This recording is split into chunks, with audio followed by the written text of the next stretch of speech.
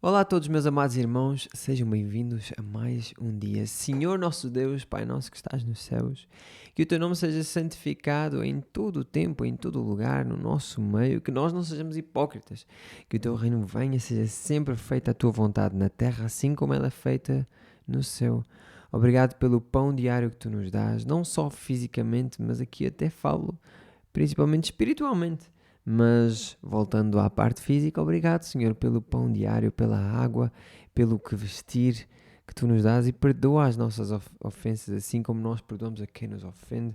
Não nos deixes cair em tentação, mas antes disso, Senhor, livra-nos do mal, porque teu é o reino, o poder e a glória para todo o sempre. Eu peço-te somente a ti, através do teu Filho, em nome do teu Filho amado Jesus Cristo. Amém. Glória a Deus, amados. Vamos abrindo as nossas Bíblias em Deuteronômio, capítulo 23. Hoje vamos ler.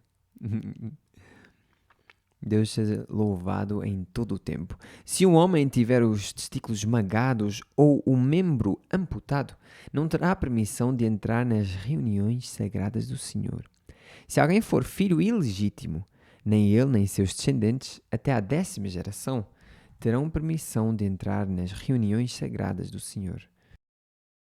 Interessante aqui esta parte que diz até à 10ª geração. Normalmente, quando diz até à 10ª geração, significa que não vai entrar. Não é tipo 9 e agora é que é. Já posso, os meus descendentes já. Ok. Não, normalmente é uma maneira de dizer nunca vai. Então, até à 10ª geração é que nunca vai acabar, ok? Se há este exagero na questão da 10ª geração, imaginem o exagero, no bom sentido eu falo, quando a Bíblia diz que Deus é misericordioso até à 1000ª geração.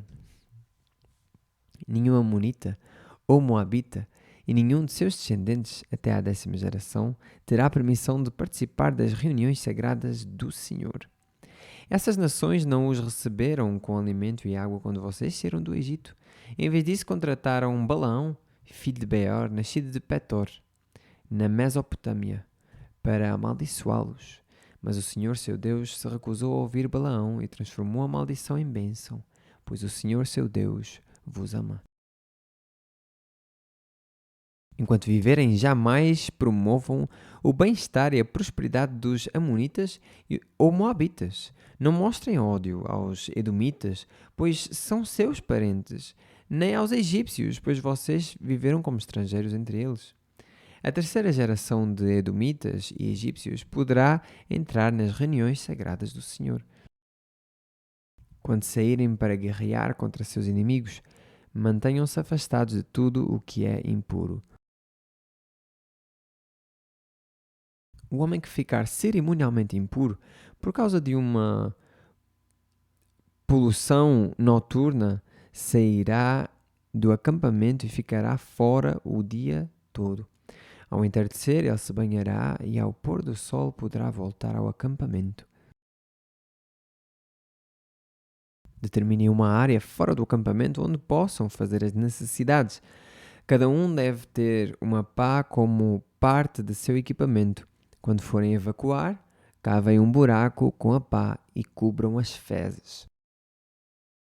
Eu acho interessante que Deus sempre cuidou e sempre cuida de nós. Mas neste caso aqui, amados, higiene era uma coisa pequena, uma coisa que quase não havia. E Deus, para cuidar deles, impedia alguns a comer alimentar-se de certos animais, com certos animais. E neste caso aqui, amados, nós vemos que Deus tem cuidado até nesta parte aqui, quando eles queriam aqui diz fazer as necessidades, eles deviam levar uma pá e que essa pá deveria estar no equipamento deles. Para que quando evacuassem, cavassem um buraco com a pá e cobrissem então as fezes. O acampamento deverá ser santo, pois o Senhor seu Deus anda no meio dele para proteger vocês e derrotar seus inimigos. Cuidem para que ele não veja em seu meio qualquer coisa vergonhosa e se afaste de vocês. Se escravos fugirem e se refugiarem com vocês, não os devolvam a seus senhores. Permitam que eles vivam em seu meio em qualquer cidade que escolherem e não os oprimam.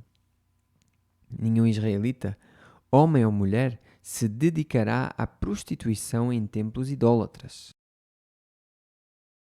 Quando apresentarem uma oferta para cumprir um voto, não tragam à casa do Senhor seu Deus nenhuma oferta proveniente dos lucros de uma prostituta ou de um prostituto, pois ambos são detestáveis ao Senhor seu Deus. Não cobrem juros sobre os empréstimos que fizerem a um irmão israelita, seja de dinheiro, de alimento ou de qualquer outra coisa.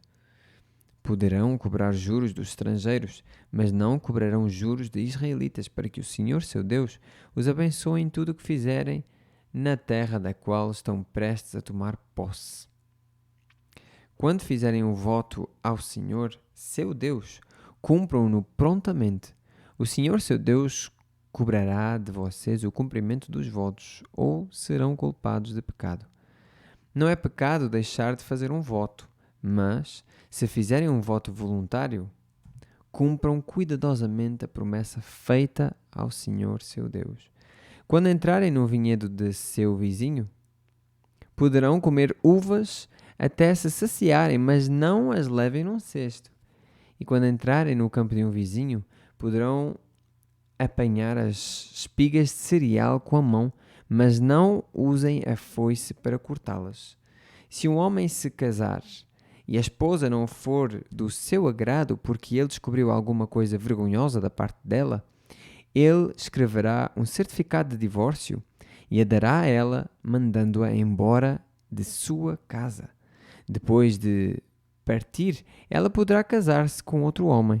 E se este também a rejeitar e escrever um certificado de divórcio e o der a ela, mandando-a embora da sua casa, ou até mesmo se ele morrer, o primeiro homem que a mandou embora não poderá casar-se de novo com ela, pois ela foi contaminada. Isso seria detestável para o Senhor. Não tragam culpa sobre a terra que o Senhor seu Deus lhe dá como herança. Simeão, divórcio? A Bíblia fala no Novo Testamento, ela explica o porquê de Deus ter permitido isto aqui, por causa da dureza do coração do ser humano. Então quer dizer que Deus, em primeiro lugar, Deus já revelou todas as coisas através do Filho, todas as coisas que necessitamos através do seu Filho amado. Então já não há aquelas desculpas de eu não sabia, ok? Cristo Jesus já nos mostra isso. Ele dá-nos o seu Espírito Santo para que mesmo que nós não saibamos uma coisa, nós fiquemos incomodados com algo e pensemos e meditemos nisso e obviamente isso aí nós entendemos rapidamente que provavelmente isso não é de Deus, ok? Alguma coisa específica que nos esteja a incomodar poderá não ser de Deus. E uma coisa, amados, que nós vemos aqui, se nós formos entender as coisas sem o contexto histórico e sem toda, ou seja, quando nós lemos uma porção da Bíblia, em vez de lermos um todo e entendermos o objetivo do todo, nós não vamos entender estes textos. Vamos viver de uma maneira quando lemos uns textos e vamos viver de outra maneira quando lemos outros textos. Não pode ser, a nossa maneira tem que ser coerente. E para haver essa coerência tem que haver o quê? Uma leitura completa da Bíblia, um estudo completo da Bíblia. Mas isso é muito demorado, eu não quero algo demorado, tu tens a tua vida toda e terás a eternidade se Deus assim permitir que tu vás para lá. O homem recém-casado não será recrutado para o serviço militar, nem receberá nenhuma outra responsabilidade oficial. Estará livre para passar um ano em casa, proporcionando alegria à mulher com quem se casou. O homem não ia para o serviço militar, não era por causa do homem, o homem não ia por causa da mulher, para que a mulher desfrutasse um pouco do seu marido, caso o marido fosse para a guerra e morresse, né? Não tomem um conjunto de pedras de moinho, nem mesmo só a pedra de cima, como garantia de uma dívida, pois o dono precisa das pedras para obter seu sustento. Ou seja, quando alguém for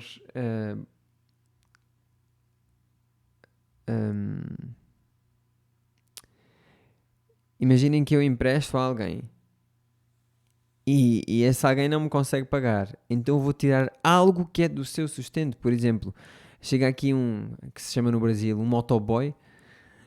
Chega aqui um motoboy, que ele estava-me a dever alguma coisa e eu tiro-lhe a moto. Ou a moto. O que é que vai acontecer? Ele vai parar de ter o seu sustento, ok? É isso que está aqui a dizer. Não, não será com sustento, será de outra maneira, para que ele continue a ter o seu sustento e pague também, ok? Se alguém sequestrar um irmão israelita e o tratar como escravo ou o vender, o sequestrador terá de morrer. Desse modo vocês eliminarão o mal do seu meio. Em todos os casos de lepra, cumpram com extremo cuidado as instruções dos sacerdotes levitas. Obedeçam a todos os mandamentos que eu dei a eles. Lembrem-se daquilo que o Senhor, seu Deus, fez com Miriam durante sua jornada no deserto, depois que vocês saíram do Egito. Se um de vocês emprestar algo a seu próximo, não entre na casa dele para pegar o objeto que ele lhe oferecer como garantia. Espere do lado de fora, enquanto ele pega o objeto e o traz para você. Se ele for pobre e lhe der o manto como garantia, não o guarde consigo durante a noite. Devolva-lhe o manto ao pôr do sol, para que ele se esqueça durante a noite, para que ele se aqueça durante a noite e abençoe você. O Senhor, seu Deus, considerará isso um ato de justiça. Interessante, amados, que amor é justiça. É impossível separar amor de justiça. Deus é amor. Ele enviou seu Filho amado Jesus Cristo para morrer por todos nós. Isso é o maior ato de amor. Só que ele teve que enviar, teve que ter esse ato. Ele teve em misericórdia esse ato de amor. Ou seja, ele não teve que ter, ok? Ele teve por graça, por misericórdia, esse ato de amor, porque Deus é justo. Se Deus fosse injusto, ele não teria que mandar filho. Ele teria só, olha, eu a ti eu vou perdoar porque me apetece. Neste caso, não foi assim. Deus não pode perdoar alguém, ou Deus não pode mandar para o céu pessoas que estão a caminho do inferno. E todos nós estamos a caminho do inferno, a menos que tenhamos real encontro com Jesus. Como assim um encontro? Bebi um café com ele? Não. Que tu entendas o Evangelho. Isso é o real encontro. Eu utilizei esta expressão porque se usa muito nas igrejas de hoje em dia, mas a Bíblia não fala sobre isso assim, ok? A Bíblia fala sobre uma permanência no Evangelho, entendimento e permanência no Evangelho. Então, por causa disso, porque Deus é justo, o seu ato de amor em justiça matou o filho. Ok? Eu acho interessante, amados, quando nós não entendemos isto, parece que não, mas Deus pode salvar quem Ele quer, então Deus é Deus, mas Ele é justo também, ok? É um Deus justo. Nunca se aproveitem de trabalhadores pobres e necessitados, sejam irmãos israelitas ou estrangeiros que vivem em suas cidades. Paguem o salário deles todos os dias, antes do pôr do sol, pois eles são pobres e contam com isso para viver. Do contrário, quando clamarem contra vocês ao Senhor, vocês serão culpados de pecado diante dele. Os pais não serão executados por causa do pecado dos filhos, nem os filhos por causa do pecado dos pais. Aqueles que merecem morrer deverão ser executados por causa de seus próprios crimes. Sejam justos com os estrangeiros e os órfãos que vivem entre vocês e jamais aceitem a roupa de uma viúva como garantia por sua dívida. Lembrem-se sempre de que vocês foram escravos no Egito e de que o Senhor, seu Deus, os libertou da escravidão. Por isso eu lhes dou estas ordens. Quando estiverem fazendo a colheita de suas lavouras e esquecerem um feixe de cereais no campo, não voltem para buscá-lo. Deixem-no para os estrangeiros, para os órfãos e para as viúvas. Então o Senhor, seu Deus, os abençoará em tudo o que fizerem. Quando sacudirem as azeitonas de suas oliveiras, não passem pelos mesmos ramos duas vezes. Deixem as azeitonas restantes para os estrangeiros, os órfãos e as viúvas.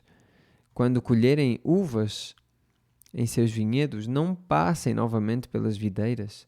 Deixem as uvas restantes para os estrangeiros, órfãos e as viúvas. Lembrem-se de que vocês foram escravos na terra do Egito. Por isso, eu lhes dou estas ordens. Quando duas pessoas brigarem e o caso chegar a um tribunal, os juízes declararão que uma pessoa tem razão e a outra está errada. Se a pessoa que está errada for sentenciada a receber açoites, o juiz ordenará que ela se deite e seja açoitada na presença dele com um número de açoites proporcional ao crime. Jamais ultrapassem, porém, 40 açoites. Mais que 40 açoites seria uma humilhação pública para seu irmão israelita. Por isso é que a Bíblia, amados, diz que Paulo levou 39 chicotadas vezes 3, ou seja, acho que foi vezes 3, para que eles não passassem as 40 chicotadas. Então Paulo levou 39, só que no outro dia levou mais 30 e no outro dia levou mais 30, então 39, ok? Isto para que então não ultrapassassem esse número. Não amordassem o boi para impedir que ele coma enquanto debulha os cereais. Se dois irmãos estiverem morando juntos na mesma propriedade e um deles morrer sem deixar filhos, a viúva não se casará com alguém de fora da família. O irmão de seu marido se casará com ela e eles terão relações sexuais. Desse modo, ele cumprirá os deveres de cunhado. O primeiro filho que ela tiver com ele será considerado filho do irmão falecido para que seu nome não seja esquecido em Israel. Se contudo o homem se recusar a casar-se com a viúva de seu irmão, ela irá até à porta da cidade e dirá às autoridades ali reunidas. Se aqui é às autoridades, neste caso aqui também será à porta com a crase, ok? E ele dirá às autoridades ali reunidas: o irmão de meu falecido esposo se recusa a preservar o nome do irmão em Israel. Não quer cumprir os deveres de cunhado casando-se comigo, diz a mulher viúva, né? As autoridades da cidade o convocarão e conversarão com ele. Se ainda assim ele insistir e disser não quero me casar com ela, a viúva se aproximará do homem na presença das autoridades, tirará a sandália do pé dele e cuspirá em seu rosto. Em seguida ela declarará: é isso que acontece com um homem que se recusa a dar filhos para seu irmão. Desse dia em diante, a família dele será chamada em Israel de família do descalçado. Se dois israelitas brigarem e a esposa de um deles, na tentativa de livrar o marido de quem o agride, agarrar os órgãos genitais do outro homem, cortem a mão da mulher. Não tenham pena dela. Quando pesarem mercadorias, usem balanças precisas. Usem também medidas completas e justas. Sim, usem sempre pesos e medidas exatos e justos, para que tenham vida longa na terra que o Senhor seu Deus lhes dá. Ou seja, enquanto tu for justo, ninguém vai contra ti. Então a tua vida vai avançando. Se tu fores injusto, alguém vai acabar por te matar. Então não terás vida longa. Quem engana com pesos e medidas desonestos é detestável ao Senhor seu Deus. Nunca se esqueçam daquilo que os amalequitas lhes fizeram quando vocês saíram do Egito. Eles os atacaram quando vocês estavam cansados e esgotados e feriram mortalmente os mais fracos que ficaram para trás. Não temeram a Deus. Portanto, quando o Senhor, seu Deus, lhes proporcionar descanso de todos os seus inimigos na terra, que Ele lhes dá como herança, destruam os amalequitas e apaguem a memória deles de debaixo do céu. Jamais se esqueçam disso.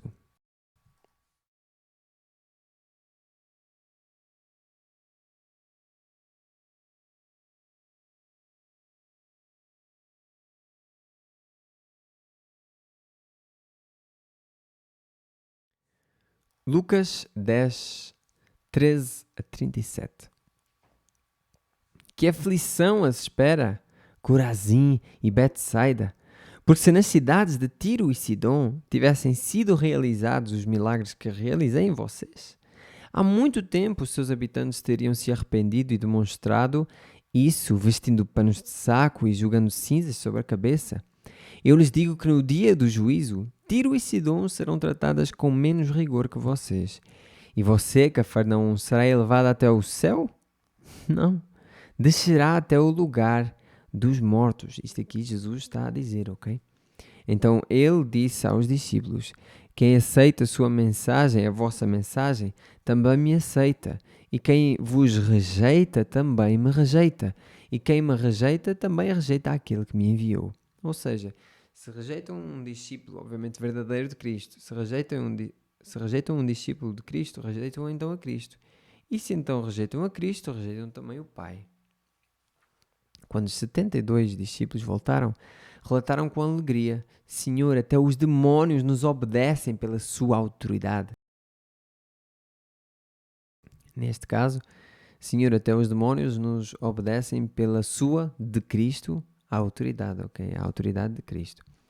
Então ele lhes disse: vi Satanás caindo do céu como um relâmpago. Eu lhes dei autoridade para pisarem sobre cobras e escorpiões e sobre todo o poder do inimigo. Nada lhes causará dano, mas não se alegrem porque os espíritos impuros lhes obedecem. Alegrem-se porque seus nomes estão registrados no céu. Amados, isto acontece muitas vezes. Nós ouvimos pessoas dizer: não, mas aquele pastor, ele expulsa demônios, faz aquilo. Não, mas aquele grupo de louvor é o melhor. Aquele grupo de louvor, ele... amados, o que nós temos que entender é que se nós formos ligar a essa parte, eu vou dizer externa, ou que é aparente, nós não vamos entender realmente o que é o Evangelho. Porque enquanto eles estavam a dizer: Senhor, os demónios sujeitaram-se a nós, nós curamos e tudo mais, mas Jesus diz: não se alegrem porque os espíritos impuros lhes obedecem ou porque curam pessoal que está doente. Não. Antes, alegrem-se porque os seus nomes estão escritos no céu. Por isso, amados, enquanto alguém está a dizer que aquele pastor é hiper divino e aquele grupo de louvor tem uma unção que nem Davi teve, amados, olhem antes para a pessoa coerente de há 30 anos que aquela igreja tem há 30 anos ali, que está a lavar o chão cada domingo, vai lá 2 vezes por semana, que é para dar um jeito àquele edifício. Essa pessoa, vocês devem olhar também para o pastor, claro, e também para o grupo de louvor, mas não divinizar como se aquela pessoa fosse a quarta pessoa da Trindade, entre aspas aqui, da quadrindade. Ok? Amados, nós devemos olhar não para o que é aparente, nós devemos olhar para o coração. E nesta maneira, alegrem-se porque seus nomes estão registrados no céu. Significa, se alguém está a fazer a vontade de Deus, onde quer que seja, qualquer que seja o ministério, ou seja, o serviço, que essa pessoa então se alegre. E as outras pessoas se alegrem com ela. Porque cada um tem que se alegrar pelo facto do seu nome estar escrito no céu. Glória a Deus, amados. Naquele momento, Jesus foi tomado de alegria do Espírito Santo e disse: Pai. Isto nos dias de hoje, as pessoas diriam que é um som do Espírito, né? E riem-se durante horas ali na igreja, dizem que é um som do Espírito. A Bíblia nunca falou uma coisa dessa, mas eles dizem que o Espírito Santo é assim e baseiam-se num ou dois versículos, se calhar aqui, né?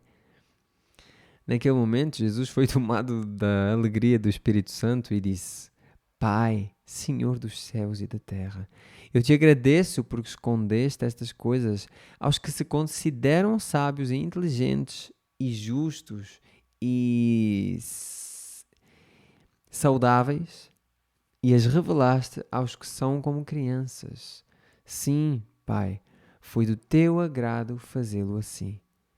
Meu Pai me confiou todas as coisas. Ninguém conhece verdadeiramente o Filho a não ser o Pai, e ninguém conhece verdadeiramente o Pai a não ser o Filho e aqueles a quem o Filho escolhe revelá-lo. Amados, nós temos falado muito sobre predestinação e essas palavras todas. Podes não usar essa palavra como predestinação. Mas o que é isto aqui? O que é que isso significa? Meu Pai me confiou todas as coisas, diz Jesus. Ninguém conhece verdadeiramente o Filho a não ser o Pai. Ou seja, só o Pai conhece o Filho verdadeiramente. E ninguém conhece verdadeiramente o Pai a não ser o Filho. Ou seja, só o Filho conhece verdadeiramente o Pai. E aqueles a quem o Filho escolhe revelá-lo. Nós conhecemos o Pai através do Filho, mas a quem o Filho escolhe revelá-lo. Mas eu não acredito nessa parte da predestinação. Tudo bem, não tem problema algum tu acreditares. Pelo menos para mim, mas uma coisa é certa. A Bíblia, tanto o Antigo quanto o Novo Testamento, mostra claramente que Deus escolhe. Jesus até diz assim: olha, Pai, aqueles que tu me deste eu não perdi algum. Ele estava a falar dos 12. Ok, estava a falar dos 12. E aqui? Está a falar de quê? Oh, amados, às vezes nós não desfrutamos em plenitude de Cristo porque nós temos a mente cauterizada por causa de pessoas que nos falaram certas coisas. Eu não estudei calvinismo ou arminianismo ou outro ismo qualquer que é para eu entender isto aqui, amados. Eu li a Bíblia e entendi isto aqui. Ok? Mas o calvinista, ou o calvinismo, eu não quero saber disso, amados. O que eu quero saber é da Bíblia Sagrada. A Bíblia Sagrada diz isto aqui, ninguém pode negar, ok? Mas volto a dizer, se alguém quer ser contencioso, alguém que quer causar contendas, ele pode causar, mas isto aqui não tem muita discussão. Apesar das pessoas discutirem muito sobre isto, é porque elas não entendem. Mas nós não temos livre-arbítrio. Na nossa visão, como eu já disse aqui, na nossa visão nós temos livre-arbítrio. Eu posso mandar esta garrafa para onde eu quiser, eu posso fazer o que eu quiser. Então temos livre-arbítrio. Mas Deus já sabe todas as coisas. Então, no ponto de vista de Deus, nós não temos livre-arbítrio, não.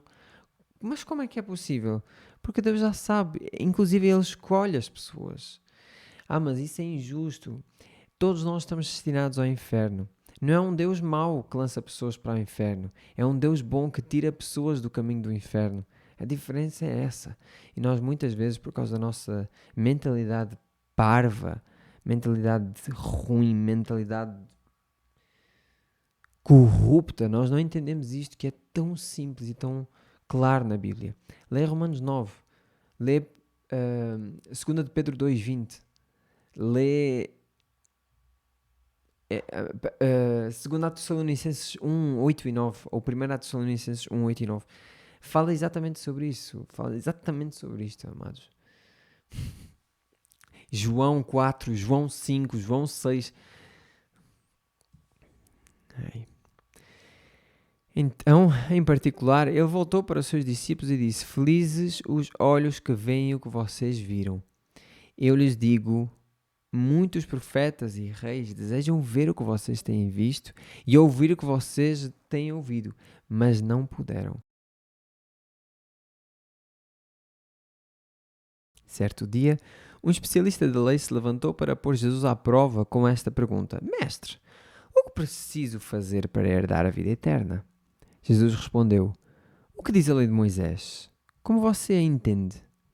O homem respondeu: Amo o Senhor, seu Deus, de todo o coração, de toda a sua alma e de toda a sua força e de toda a sua mente, e amo o seu próximo como a si mesmo. Está correto, disse Jesus. Faça isso e você viverá. O homem, porém, querendo justificar as suas ações, perguntou a Jesus: E quem é o meu próximo? Jesus respondeu com uma história. Certo homem descia de Jerusalém a Jericó quando foi atacado por bandidos. Eles lhe tiraram as roupas, o espancaram e o deixaram quase morto à beira da estrada. Por acaso descia por ali um sacerdote. Quando viu o homem caído, atravessou para o outro lado da estrada. Um levita fazia o mesmo caminho e viu o homem caído, mas também atravessou e passou longe.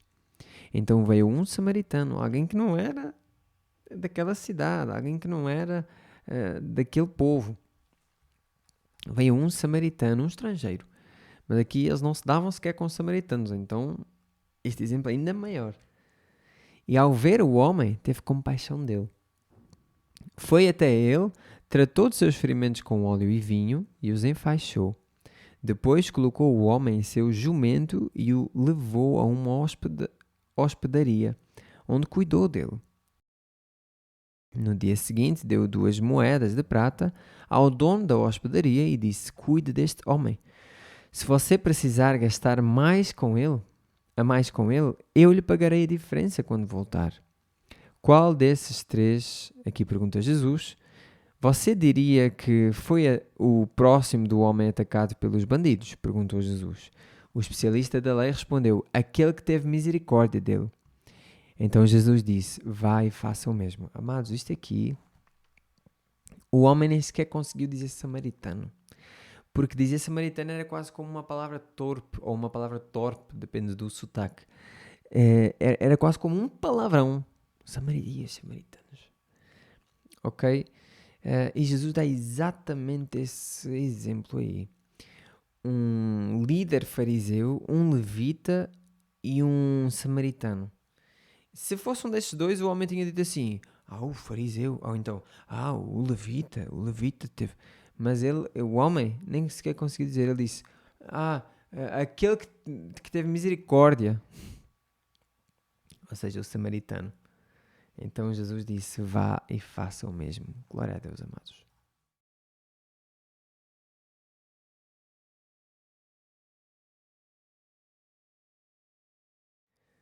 Salmos 75, 1 a 10. Ao regente do coral, Salmo de Asaf, para ser cantado com a melodia Não Destruas. Graças te damos, ó Deus, graças te damos porque estás próximo. Em toda a parte se fala de tuas maravilhas. Tu disseste: no tempo que determinei, julgarei com justiça. Quando a terra, seus moradores estremecem, quando a terra e seus moradores estremecem, sou eu que mantenho firmes seus alicerces. Adverti aos orgulhosos: parem de contar vantagem. Disse aos perversos: não levantem os punhos aos céus em rebeldia, nem falem com tamanha arrogância. Pois ninguém na terra, de leste a oeste, nem mesmo no deserto, deve exaltar a si mesmo. Somente Deus é quem julga. Ele decide quem se levantará e quem cairá. Aqui é Antigo e Novo Testamento. Ele decide quem se levantará e quem cairá. Pois o Senhor tem na mão um cálice cujo vinho espuma misturado com especiarias. Ele derrama o vinho e todos os perversos o bebem até à última gota. Aqui pode ou não pode ter crase, depende do ponto de vista. Quanto a mim, sempre anunciarei o que Deus tem feito. Cantarei louvores ao Deus de Jacó. Pois Deus disse: acabarei com a força dos perversos, mas farei crescer o poder dos justos. Provérbios 12, 12 a 14. Os ladrões invejam o despojo uns dos outros, mas os justos estão bem arraigados e florescem. O perverso é apanhado na armadilha das próprias palavras, mas o justo escapa dessa aflição. As palavras sábias produzem muitos benefícios e o trabalho árduo é recompensado. Glória a Deus, amados. Portanto, meus amados irmãos, sejam firmes e constantes, sempre abundantes na obra do Senhor, sabendo que o vosso trabalho não é vão no Senhor. Eu creio que esteja o versículo todo. 1 Coríntios 5, o último versículo, 15. 1 Coríntios 15, acho que é o último versículo aqui. Um dia eu estava em Portugal e um senhor do Brasil chegou lá e a convite ele foi fazer alguma coisa a Portugal com a sua mulher e assim. Ele é músico. Ele chegou lá e ele, olha, na viagem para cá eu fiz esta música, então eu quero vos dar essa música. E a música dizia isso, então nós memorizamos o versículo dessa maneira. Mas é isso mesmo. Portanto, meus amados irmãos, sejam firmes e constantes, sempre abundantes na obra do Senhor. sabendo que o vosso trabalho não é vão no Senhor. Glória a Deus, amados, em todo o tempo. E com isto, nós temos que saber que as palavras dos sábios produzem muitos benefícios e o trabalho árduo é recompensado. Permaneçam na Bíblia para que ela permaneça em vós até o dia de amanhã, se Deus permitir. Descansem durante a noite e tenham uma ótima sexta-feira, se Deus assim permitir. Pelo menos este é o meu anseio. E não se esqueçam de orarem uns pelos outros, e assim eu também farei. Glória a Deus em todo o tempo. Amém.